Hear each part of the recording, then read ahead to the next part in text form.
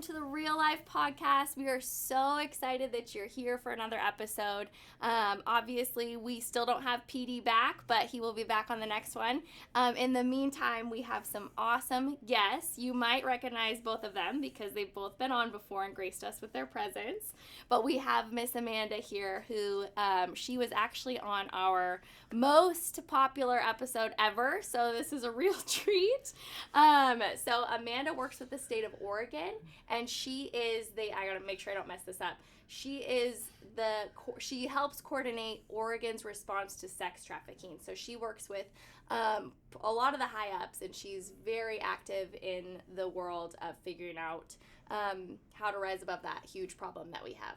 So I know I'm not doing you justice because you do so much work. You also help, you volunteer with youth here in our town, which is amazing.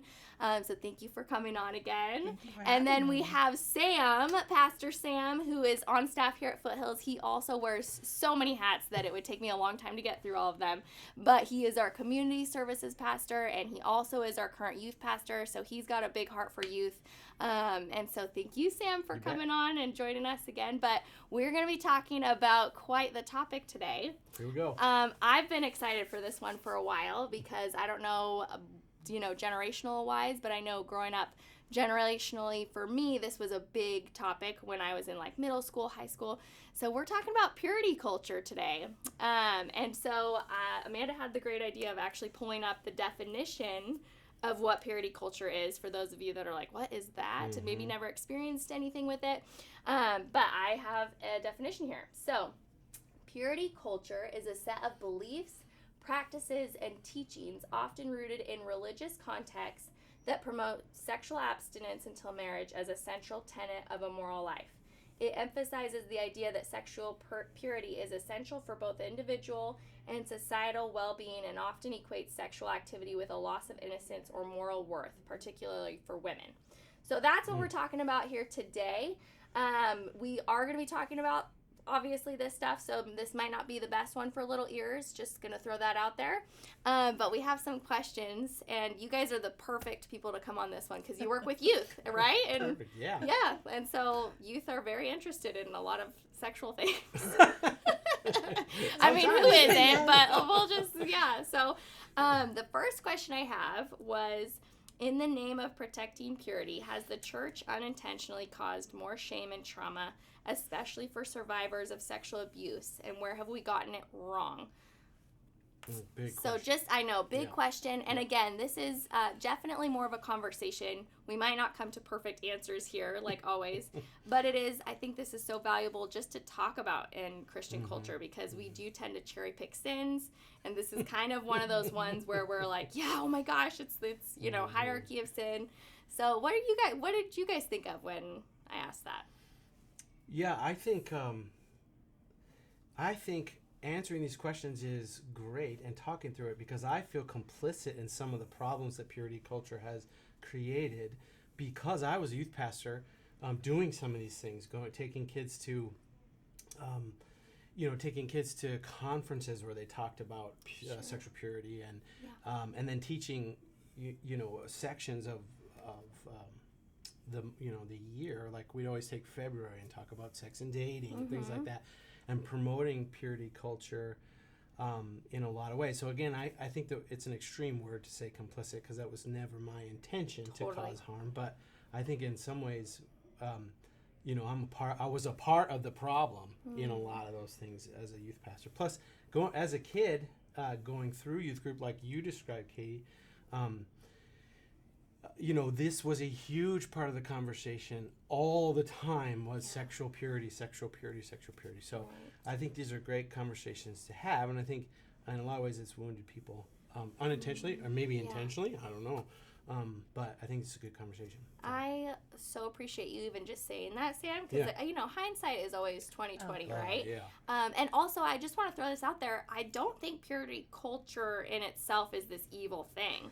I think it stems from a good place. It stems from some biblical truths for sure. It's just like almost with a lot of things us humans do. We take something that could be good and we almost just take it to the extreme or So we're not saying here that like, oh nope, you should just willy-nilly, like that's not what we're saying, but it is a good conversation. I appreciate you having that wisdom. I did say willy-nilly. All right, Amanda, what about you? I could reread it too. I know it was a big question. I mean, yes, please. Okay, yes. It's a big Okay, question. no worries. Okay, so in the name of protecting purity, has the church unintentionally caused more shame and trauma, especially for survivors of sexual abuse? Where have we gotten it wrong? Yeah, so I grew up in the purity culture too.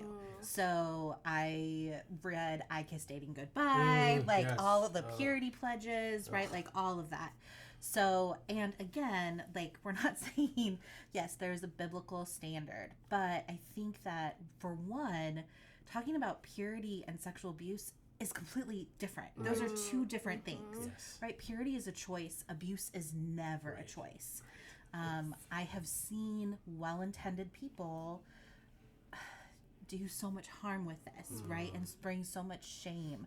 And I think that the culture and the message that was sent to kids was that girls, protect yourself, be respectful, make sure that you are modest because it's your responsibility to make sure that boys don't lust after you. But it also almost objectified boys in this like taking them down to this animalistic like approach of they can't control themselves. There's no self-control, and so it's up to the girls to protect the boys, which is also not speaking into what God has called men to be, right? As protectors, as having self-control, right? That wasn't talked about. It was just told to girls, don't have sex, be modest, don't make someone lust after you, and then when you are married, everything will be perfect. Right? There's so much in that. It's so true. Right?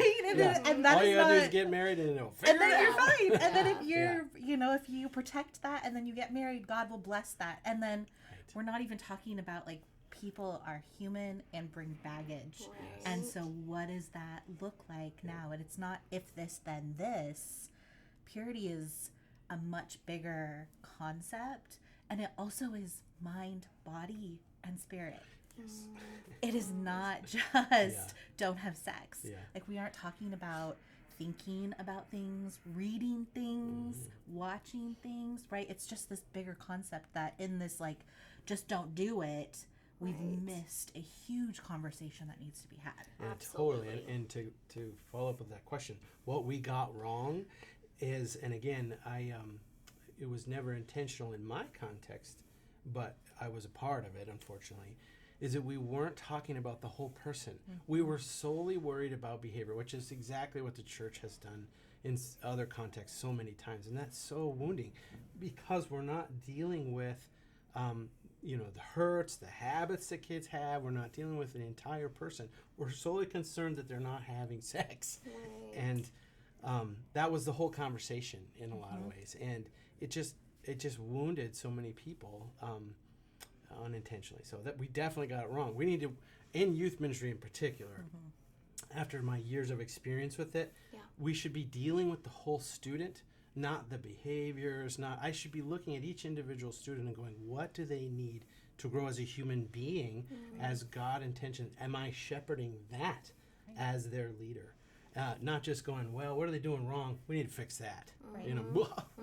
Yuck. Yeah. So, in so many in the kids that I've worked with in hundreds and hundreds of cases, and even just being in youth ministry, I think often we forget that the behavior is just the what is showing from the root cause, right? Like from the symptom. And so we often just look at the behavior and say we need to fix the behavior instead of being like, but why is this behavior happening, right? And let's talk about these like root things, like you said, looking at this whole person.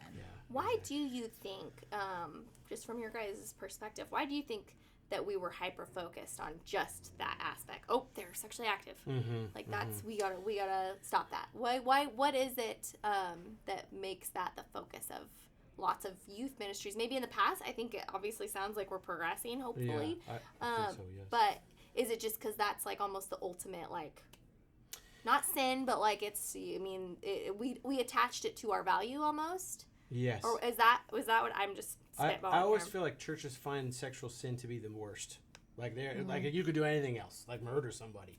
Well, it's not as bad as having premarital sex. You know what I mean? Right. And that's an overstatement, but it's really how we treat it. Yeah. You know, and so I think a lot of times, if I think back, I was trying to, before we got started, I was kind of trying to think back, kind of how this all started integrating into my life and what I was reading and seeing at the time.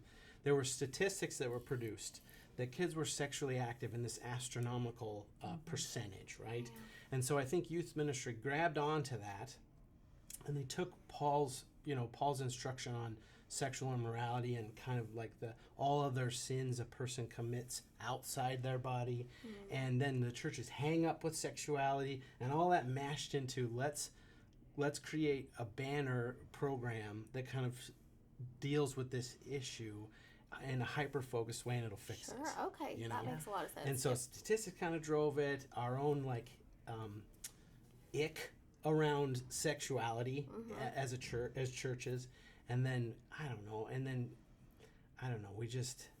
it was easy.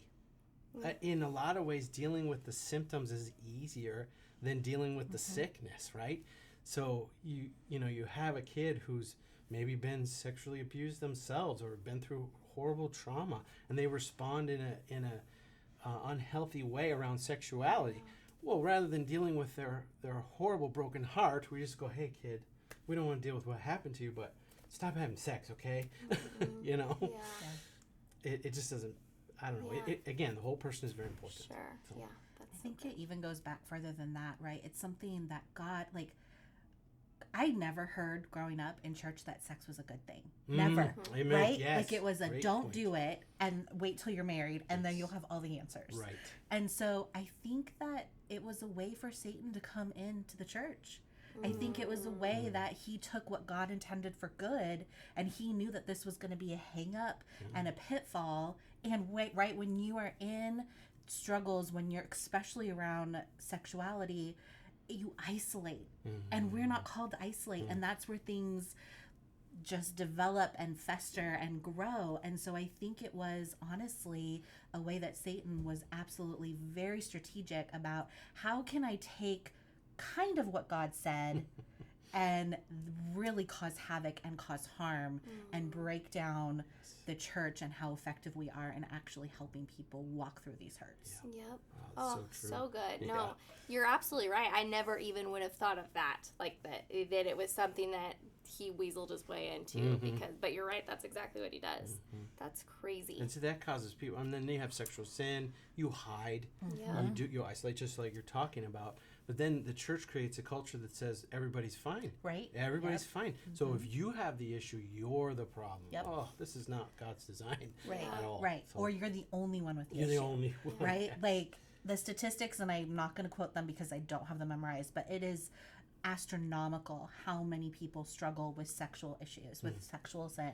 And it's not if we have it in the church, it's we do. Yes. For sure. And and even just things that are not even being talked about, right? Somewhat we are now starting to talk about porn addiction and all these different things, but we're not talking, they might get some hate about this, but we're not talking about the books that we read, the erotica, the things 50 that are Shades. that are coming out that are so The popular. songs we listen to, the songs movies we watch. listen Yeah, to, you're right? We yeah. look at it from a bigger perspective, and we've only focused on this is easy because that's something that they deal with. Right? We don't actually. I heard a terminology the other day, and it's not purity culture; it's sexual integrity, right? And so if we look at it from the whole spectrum, right?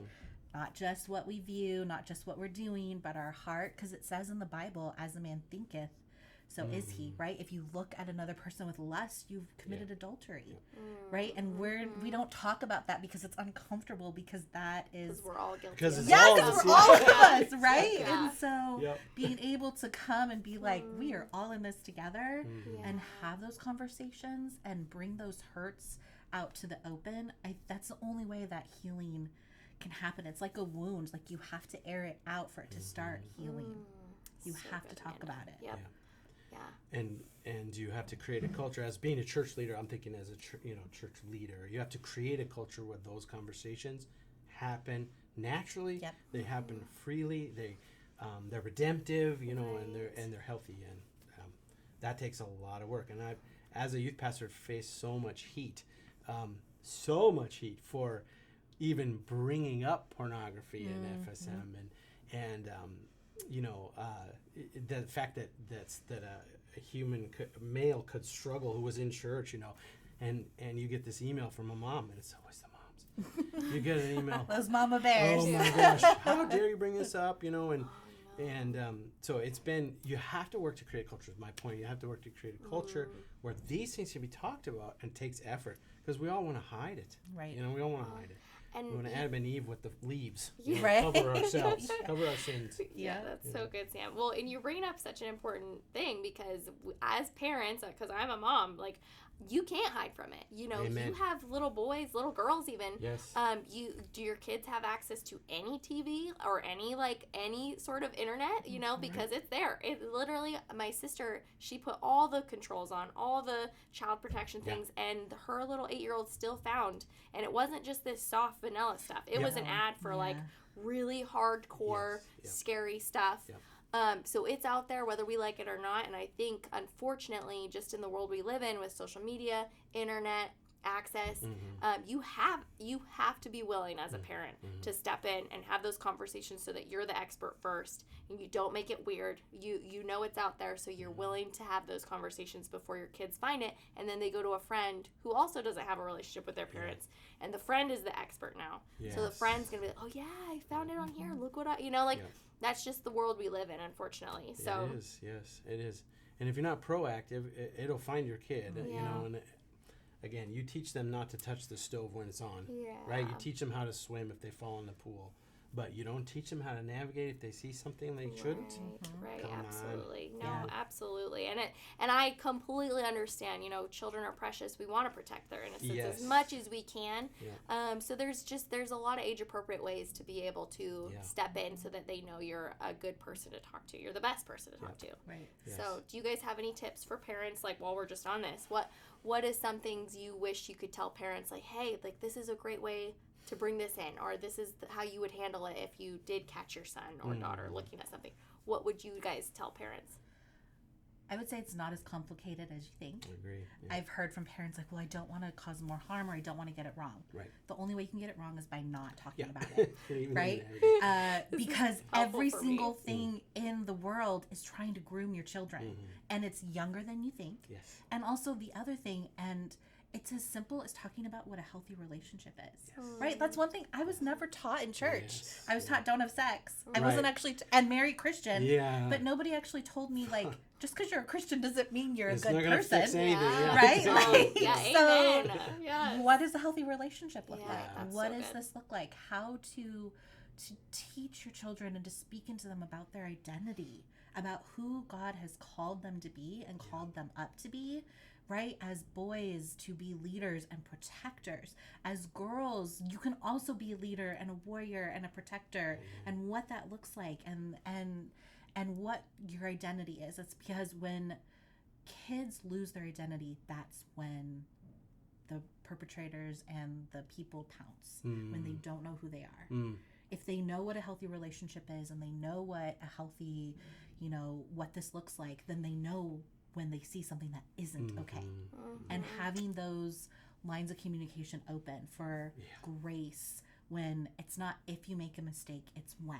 Yeah. Because we all make mistakes. Absolutely. It's going to happen. Yes. And hopefully we can, because of the conversation, you can mitigate that mistake is not going to have extreme consequences. Yes. But when a mistake happens, I'm here for you, right? We can talk about it. And I think having those conversations is just like that can change the trajectory of your child's life. Amen.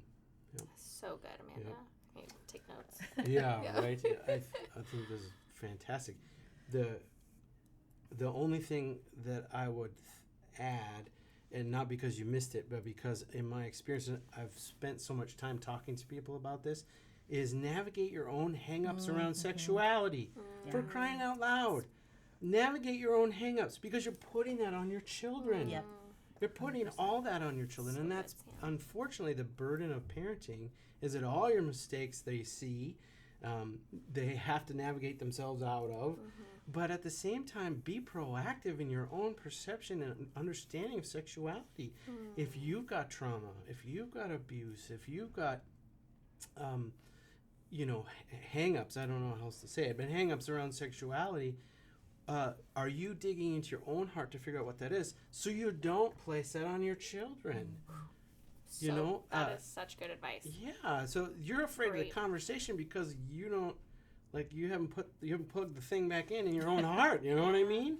Well, and how much more respect I'm sure your kid has for you when you're not trying to put this facade on.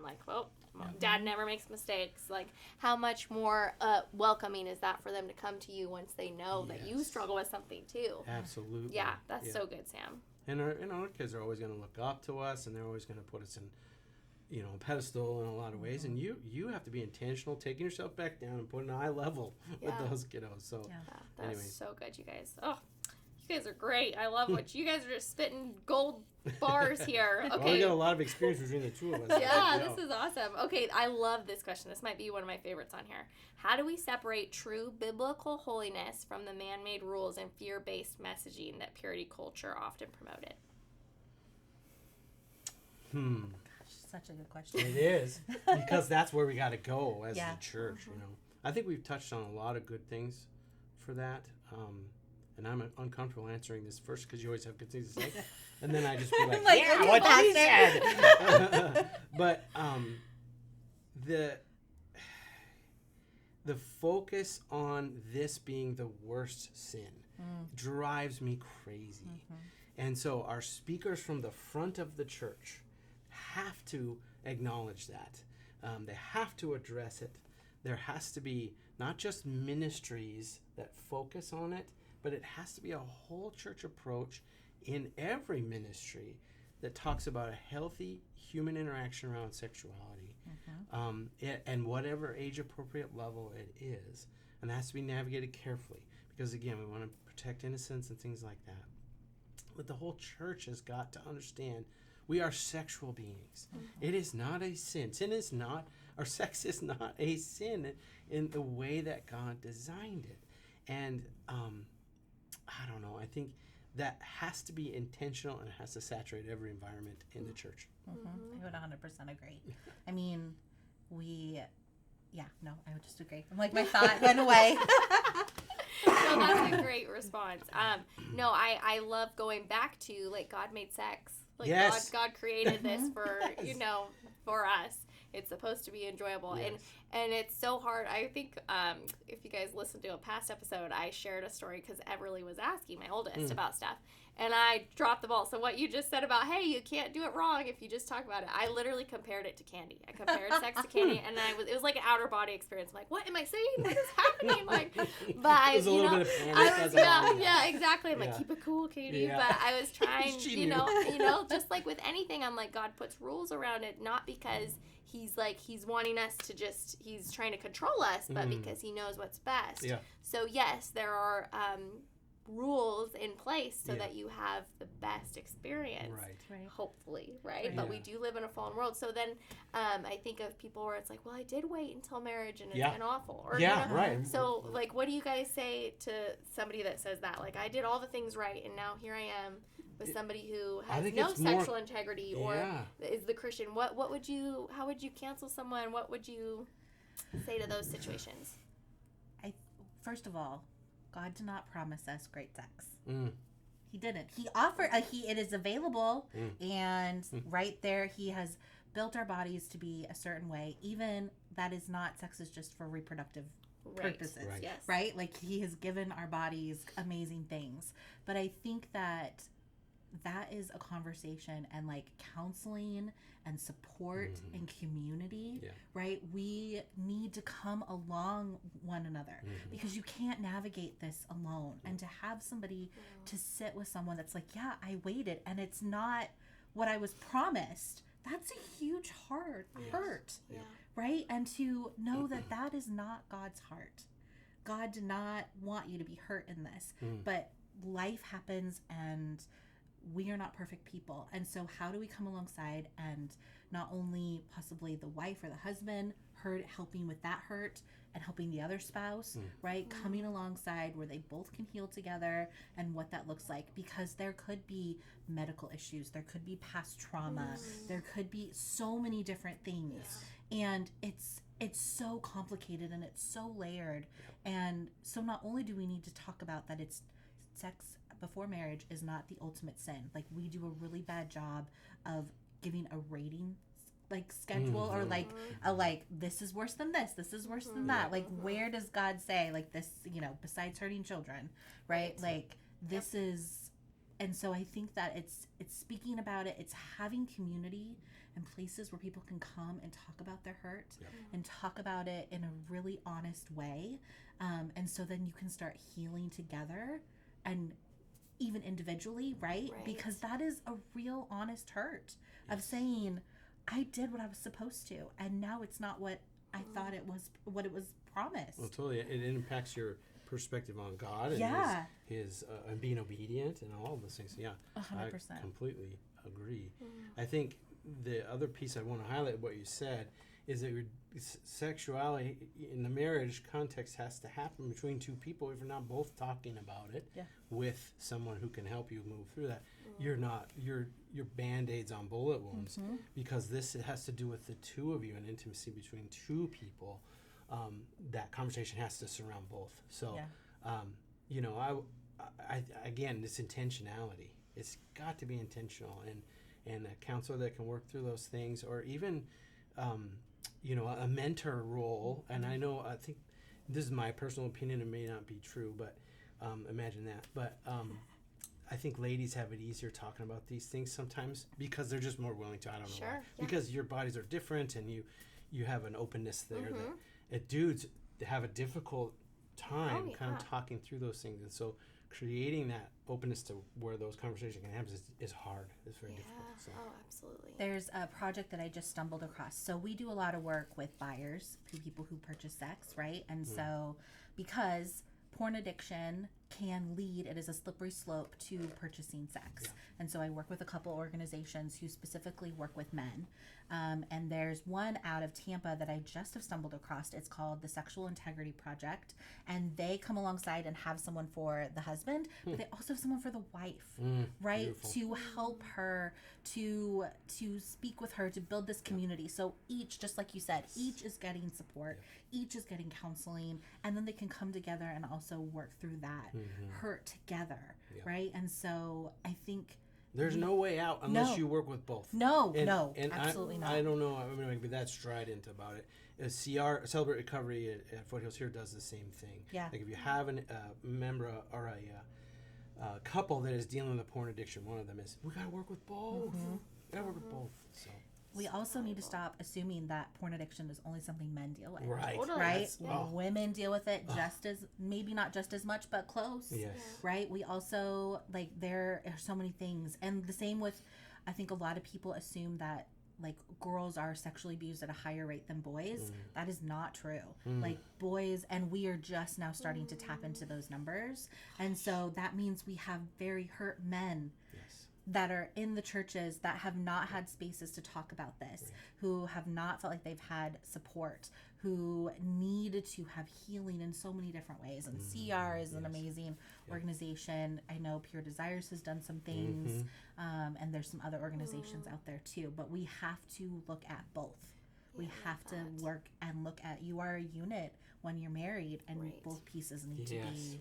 We'll list those links in our show notes, so maybe you can get those to me, because those sound like wonderful programs. So I just want to just circle back really quick on the men thing, because what if we've got a man listening that's like, yep, that's me, but I'm way too. I think you're absolutely onto something, Sam, because women, it's I think as humans it's hard to be vulnerable anyways, but for sure I would almost say it's harder for men to be vulnerable, because God did create you guys to be protectors. It's innate, so maybe having something that just took that away, you couldn't even protect yourself, there's men that maybe have been abused that are struggling with that. What would you say to someone who's had that in their past? Oh my goodness. no one is guilty of the abuse that they've been given. No one is guilty of the abuse that they've been given. They didn't earn it. And I think, we flash back to purity culture, and purity culture so much dwelled on the way, I even remember having these conversations, the way women dressed, and so, you earned this nasty, horrible behavior against you because of what you presented yourself as. And that's not true. In these contexts with men, that's the first thing I would say after crying. It would be, you didn't earn it. This happened to you. Yeah. And, and there is a place of healing. We can get there. We can go together. You're not alone. Your value is not destroyed. Yeah. So good. Yep. And oftentimes, all it takes is one person to be open. You never know who's sitting in that room with you. You say that thing, you come out and you say it, and it's a weight lifted, and then there's someone else that their weight is lifted too, because they're like, oh my gosh, me too. Yeah. I struggle with that too. You know, you just never know. So vulnerability breeds that shame. It breeds that guilt. Yeah. If you keep it in, like if you keep that vulnerability in, and you're not, and you're like what you talked about earlier, isolating. Yeah. Yeah. Yeah. Yeah, and I think unfortunately in these purity culture kind of environments that we developed, there was no space for any of those conversations. None. And I was a kid at the time, 20 years old, and didn't even understand a lot of things. I was just kind of going through the curriculum. But again, I feel complicit in some of these issues because I was a part of them, and as I grew older and kind of had more experience in youth ministry and watching kids, I stopped having bathing suit conversations, and I started talking more with boys about, like you were talking about, protecting girls, protecting their own eyes and where they're looking. We had conversations about those things more and more and more, rather than, hey, can you go tell that girl she's got too much skin showing or whatever, And so those are the wrong conversations. They're just the wrong conversations. Right. Yeah. Oh, go ahead, Amanda. I would say, just to give you a little bit of grace, when we know better, we do better. Yeah. Right? Yeah, and so totally. having those conversations. But I also, speaking to the survivors and the people who have been abused, don't let your abuse define you. Amen. Right? Like, don't hold that as a identity. That is something that Satan has put in your life and it is not something that you are ever responsible for. It is something that is a different conversation than purity. Absolutely. Again, you get to choose purity. Abuse is never a choice. It's never your fault. And so I think having those conversations, God can use, and I've seen amazing things come from God using people who have gone through the worst of the worst, and just the way that they are making a difference in people's lives. But they had to do some really hard work and be really, really brave to stand up and say, I need help, this happened to me, and I want somebody to walk alongside me because I can't be stuck in this. And I know there are people out there, and that's what the church is supposed to be. We're supposed to be that place with no judgment, right? That we are here and saying, how can we help and come alongside you? Yeah. And life is messy, and yes, God has an ideal standard that we try to live up to, but he also knows that we fall short, because if we didn't, we wouldn't need Jesus, right? And so there's so much grace and mercy also within that, and I don't think that that is a message that was taught in purity culture at all. No. Right? I had a dear friend who, she ended up having sex with her boyfriend. She went to the pastor, and he said, the only way God is going to forgive you is if you marry him.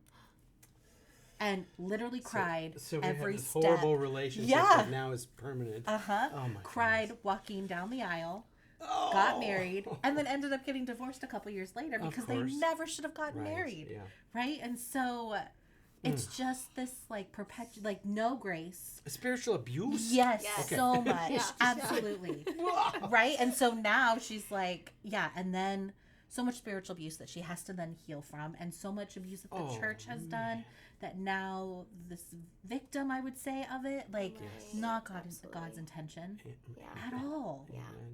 So great. And sorry to circle back on the boy stuff, but you bring up a topic that's a household conversation lately for me and my husband, because we've been talking about, okay, not that they're both equally important, but just in the culture we're in, we've got daughters and we have a son. I'm like, obviously I know it's important to teach our girls, like we want them to be modest, we want them to have that self-respect, but also I think I would say even a little more than that, it's important for our son to know no matter how a woman's dressed doesn't mean anything. I mean, like, you know, but how, so with you with a son, if you're comfortable sharing, what are some things you've put in place for those of us that have the son? What do you put in place to train them that, yes, God made you to have a response to certain things, like you're visual. Yeah, just stop there. Yeah, right. Yeah. But is there any like tangible advice you can give parents of boys growing up, totally, to have them really take on the protector role, but also like not be ashamed for how they're built? I don't know if that makes any sense of what I'm asking. It completely does, because you're describing the struggle of what it is to follow Jesus as a man. Yes. You know? The first thing is, I would say, is work really hard to not sexualize women's bodies.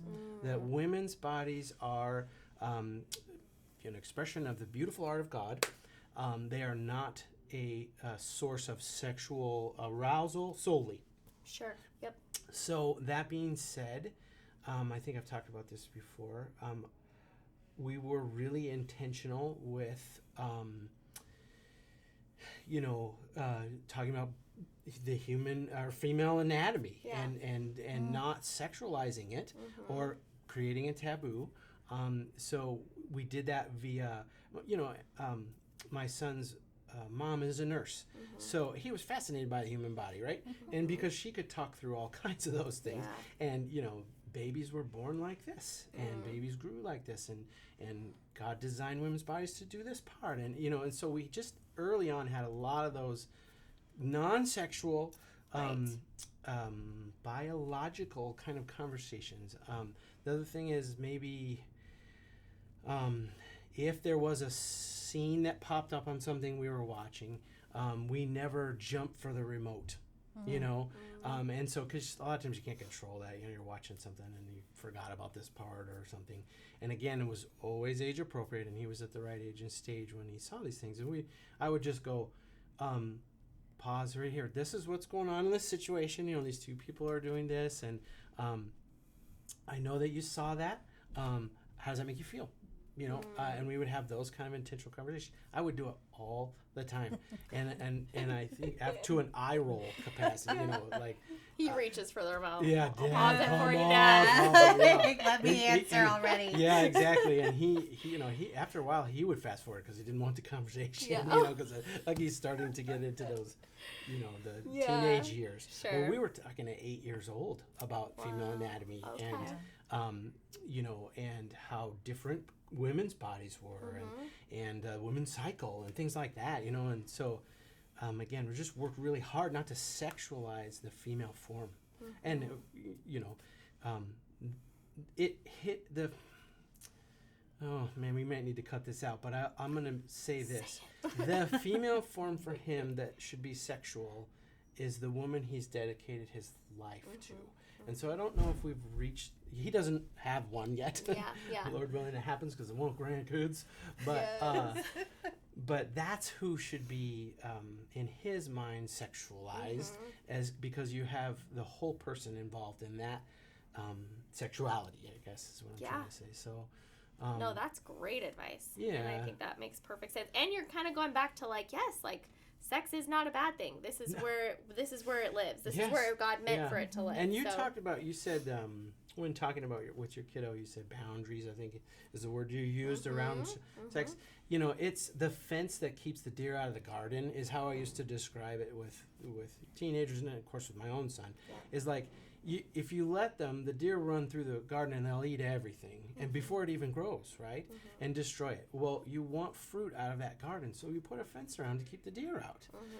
And that's kind of the sex is that garden in a lot of ways, and the fence is God's design for it. It needs to happen right there within those parameters to keep it as it was intended to be. So that's how we had those conversations and still do. That's helpful. Yeah, totally. And he's headed into, he's getting older. Emery's getting older, he's headed into more serious relationships and dating. And so the conversations will have to change and become more specific. They'll have to be more open, more frequent, you know, because he's going to fall in love one of these days. And then it's a whole new ball game, right? So anyway, all that to say, that's how you navigate it at age and stage in little bits as you go, you know, with a healthy young man. Yeah. So I think it's also explaining too, like just don't do it, but if it happens, these are the things to be aware of. Oh, so good. Right? Like this is what happens for a girl when she has sex with a boy and emotionally connects, right? Not just, oh, well, now you're not a virgin, so now God can't do anything with you, right? It's that's not even biblical. Right. And so, having those really honest conversations of like, okay, so let's say you do have sex. What could happen? Let's talk about, they don't even talk about STDs as STDs anymore, right? It's this like, oh, well, we can get you vaccinated and like you might get cancer, you might not, you might do this, you might not, like just protect yourself. And it's like, okay, no, that's like, let's actually talk about what is going on. Yes, you might get pregnant, but that's only one thing that might happen. Like, and the emotional connection that you have with this person because God intended it this way. So when it's not done in this way, you have these things that you're going to have to heal from and like connect to. And sex makes everything complicated when it's not within what God wanted. And so I think that's also a really important conversation to have of, okay, let's say you do have sex. What then? Yes. You guys have a beautiful yin yang thing going on too, because as you're talking, I'm thinking Sam was talking about like, hey, our kids were exposed to some age appropriate movies. And you're saying we're already having these conversations because movies make sex look like, oh, yep, you can have one night stands and you can. So being a Christian parent and being able to like, nope, we can't watch that movie, but like, nope, we watch it, but we're talking like, hey, that's not how it really is. This is how it really is, because it's one thing, and you know, every parent, you have to make the right choice for your kid, right? So if it's cutting out those movies, I have no judgment for that, but I think there's so much power in being that person that's like, they're watching this movie and that is what the world's going to show them eventually, but you're right next to them saying, oh, but look at this is not how it is, you know. Exactly. So the same way I have friends who are public health do prevention, do awareness, and the way that they talk to their kids about it, like, right? And a lot of them aren't even Christians, but knowing, like, specifically for porn, right? It's this message that society has given of like, oh, it's a fun thing, it helps sex be better. Actually, research shows that if you want to have a healthy sex life, you don't invite porn in. And this is why, right? It makes it so that you can't connect to another human being and all these different things. It leads to, maybe you need to cut this out, I don't know, erectile dysfunction, right? Like, if you want to have a healthy sex life, watching porn is not the way to do it. So instead of being like, just don't do it, right? Like, explain why this is not a good thing. Like, God wants you to bless you with this and to have this. And these are the pitfalls. And these are the reasons. It's not just don't. It's like, He's really looking out for you and wanting what's best for you. And this is why. Totally. And let me reinforce what you just said. Statistics show. Not church statistics. Yeah, not. It's true. Statistics show this is not healthy for a human being to engage in. For this hypersexualized pornography is not healthy for a human being. And I think we're getting there more and more and more, where outside of the Christian circle, people are understanding this a little more.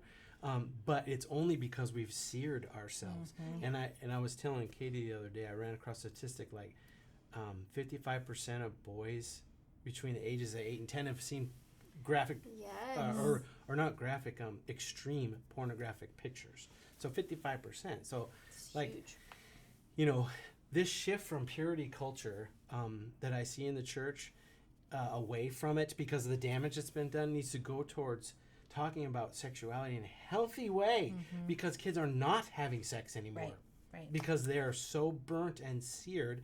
They have ED issues at 18 because they've been hypersexualized for the last 10 years. Or 8 years, you know. So anyway. Yeah. No, that is such valuable, Christian or not. I mean, that is really valuable information. Yeah. Even just in the dating world now, it's not what it was 10 years ago. Exactly. Because you're right. Well, I can watch porn on this. Why do I even need? It just takes it takes something that's so beautiful and fills emptiness. You know, like you're it's gonna be empty watching porn. You're not gonna have that connection, that companionship. So I think we also need to have that conversation with our girls though too, Mm. because Absolutely. they're seeing it and thinking, this is what I need to do. Right. Oh, This goodness. is what sex is. Right. And so I can't say no. If like it's uncomfortable, I can't, like all these different things that come with what pornography portrays. Pain and Right? pleasure, All these Yes. things. Yep. Right? And so I mean, we even have to have those honest conversations with folks of like, there is not any checks and balances with porn. So you don't actually know if you're watching rape. Mm-hmm. I remember You don't seeing that even from know last if the time. person you're Such a- watching is even 18 It's years old. consensual, yeah. Right? Like there's no, and also it is marketed that they want to be there, they're paid a lot of money. Right. Right? Because if it wasn't marketed that way, would you want to buy it? Like the No. natural, or like see it? And so we also need to have that conversation with our girls. So like, this is not what sex is. Yeah. And when you are with your partner that God has brought to you, or you are finally going to be active, like this is what healthy relationships look like. This is what healthy sex looks like, because the world is telling them completely different. Yeah. And as parents, if we aren't having that conversation, nobody else is. Great. Yeah. Yep. So good, you guys. Yep. Okay. So you guys are spitting. You almost answered a lot of these already, but let me just double check because you're spitting such good stuff. Okay, this one probably would be a good one for you, Miss Amanda. Mm-hmm. For sex trafficking victims or survivors of assault, how was purity culture rhetoric made healing harder, and what do they actually need from the church? Yeah. So, I mean, I think I said this in the last podcast. I have seen the church fail many times on this, and I've seen organizations, even to the extent of like, we're going to re-virginize like victims, right? And it's like, Well, can you help me understand what that means? yeah, I have no idea. Okay. I'm like, I don't even know how that works. And I don't even want to know how that Okay, works, yeah. right? I'm just like, like Sam's physically? that, turning, yeah. Like, I don't even know. I was like, this is so shaming. Yeah. it Right? is. And again, abuse is never a choice. Right? And so you are shaming them into being like, God can only use you if you're virginal, which also perpetuates the message that women are one of three categories. They are the good girl, they are the bad girl, or they are the crone. Right? And so those are the categories that the world has put women in. And so the church is pretty much reiterating these lies of who women are. And so I think that instead of coming alongside and really addressing their hurt and their talking about what has come from their hurt, right? And walking alongside them and giving them skills to navigate the world and let Jesus do the work. You are called to love them. It's up to Jesus to save them. True. So Right? true. Like that is not your Yes, job. amen. Your job is to come alongside them and accept them for exactly who they are. And also, many of these victims, and some of them are Christians, but many of them have not. I worked with so many that were not Christians.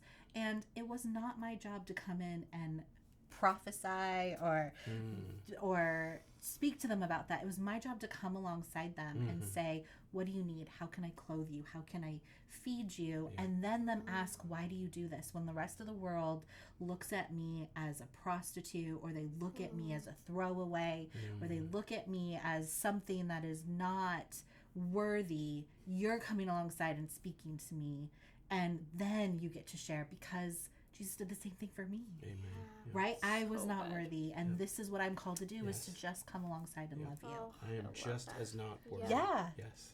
I love Amen. that so much. Ooh. Yeah, that's so great. Yep. Gosh, you guys, I'm like, It's difficult though, because we're so worried about, again, the ick, you know, and so this trafficked individual and the horrific story, especially if you don't have or even understand those situations, or can even comprehend them, it's difficult to know how to be supportive. And then we want to dive to the fix, you know, because it makes us feel good. Maybe it makes the church look good, you know. So that, I don't know. I would encourage anybody out there who is interested in trying to do better with these things, talk to this lady. So please, she has tons of experience with that all. So good things. I think you brought up something that's really good, and we need to check ourselves. Is this something that makes us feel good? Yeah. Or is this something that we're doing to help them? Yeah. Right. Because sometimes, you know, I actually had an amazing story. I was working with a young lady, and she was in a treatment facility and had been there long enough that she was ready to move from this very severe treatment facility into like a home, but there was no place for her. So once you hit that place, you kind of start backpedaling a little bit because you're like, I shouldn't be here. It's locked. Like, I need to go somewhere else. And we had nowhere for her. And I was sitting with her on the grass, and I just looked at her and I was like, I just wish I could take you home.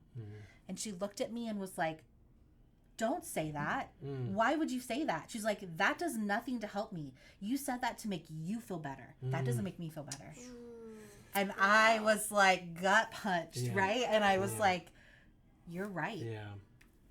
Right now, I need to sit here in this ick, in this really uncomfortable place that I cannot make better.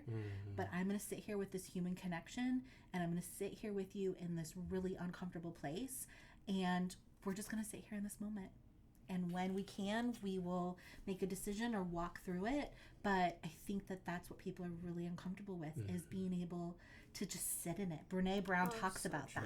And of like this empathy versus sympathy. And like being like, oh, that looks bad down there. Like, are you okay? You want a sandwich? Like, right? Versus being like, I don't have the answers, but I'm just going to sit here with you, and we're just going to have this connection, and just know that I'm here for you.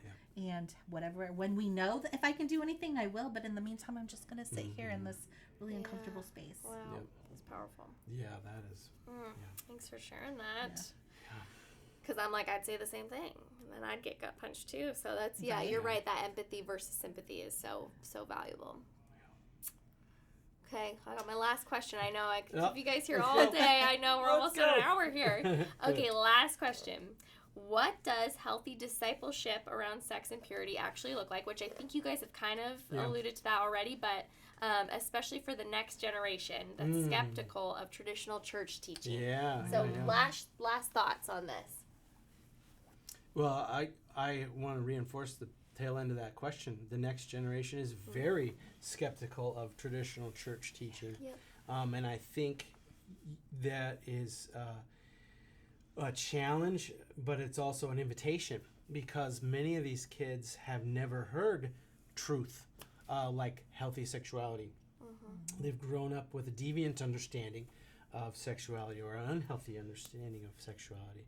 And I think I got caught the other day talking to middle school kids, and I said, I'm going to make you a little uncomfortable, but I want you to know your sexuality is not the only part of you. The world has told you that your sexuality is the most important thing to figure out and put on display and understand and explore, and it's not true, And they were all kind of listening, and I said, your relationship with God and who you are as a human being, coming from that is the most important piece for them. I've got middle schoolers that are trying on, same-sex relationships and things like that, and I wanted them to know that. The traditional church teaching just assumed everybody knew those things. They don't anymore. They don't. They have parents that are telling them, explore your sexuality first. This is your 7th grader. Now it's time to figure it out. You've hit puberty, so the world of sexuality opens up before you. Lies. They're all lies. And so I would answer that by saying, be bold with the truth. Don't be intimidated by a different viewpoint, and love the whole person, and stop focusing on their sexuality, because there's just so much more. So good. Yeah, I think that sums it up pretty much. And also, right, like, we have to have that conversation about healthy relationships, right? And we have to be the place that says, you are more than this, right? And this is where your identity is. And so I think really focusing on the whole person, what healthy relationships are, sexual integrity, and your identity in Christ. That's so great. Oh, you guys. Any last things before I wrap us out? Well, I think we got mostly adults that are listening to us. Yeah. And so I would assume. So I think there might be some teens in there. Yeah, cool. They're gonna see you guys and be like, oh, watching yeah. that one. Well, yeah, amazing. I would think that as parents, I just don't know how else to say it. Get this figured out. Just get it figured out. I do not be a weak parent. Do not be distracted by your career or your visions for your child in the future. Get into the now, dive into these conversations, and stop messing around. And I just, after so many years of working with kids, I only have an hour a week. Yeah. And you have their life. You've held this child, this precious kid, since the day they were born. Do what is right and learn how to talk about these things. Figure it out, dive in, and stop being a weak parent. So that's good. Just let's go. For those kids that don't have parents, there are godly people around you. Find them, and I say it to students every single Wednesday night. I say, each leader that's here they're not here because they don't have anything else to do. They're here for you. And so I just want to reinforce that with kids. There are godly people around you, teenagers out there. If you don't have a godly parent, get a hold of the podcast for sure, and we can help connect you to a healthy, godly person. Yeah. So, Absolutely. Yeah, I think that, if you are struggling with these things, like I said, when you know better, you do better. Yes. We have resources. We can connect you, whether you are struggling with something, whether you are a victim of something, right? We want to be there and connect. And a lot of these resources, they're not necessarily here. No. They're other places, right? So they are people that truly can help, and we can help too. And so whatever that is, find your community, find your support, find a resource that can help you navigate this so that you can be a good parent. Yes. And you can change the trajectory. Honestly, you changing the trajectory of the world with just in putting this into your children. Amen. And Yes. supporting your children, because they are going to be change makers. And so we know that the world is a mess right now, and the best way that you can fight against it is be a good parent and speak into your children. Yeah, let's go. So great, you guys. Let's go. Man, thank you guys so much for coming on. I know this is not a comfortable topic by any means, but you guys, I think yeah, you I guys was like, are this is right. great. Another hour. You guys are a total treat. So thank you for taking the time to talk about this. I'm sure we'll rope them back in at some point because these are such huge conversations. There's no way you can touch everything within an hour. But if this added value to you guys, like I know it did, please share it with a friend. Leave us some comments below. Let us know what you thought. And we will be back next week with another episode. Thank you.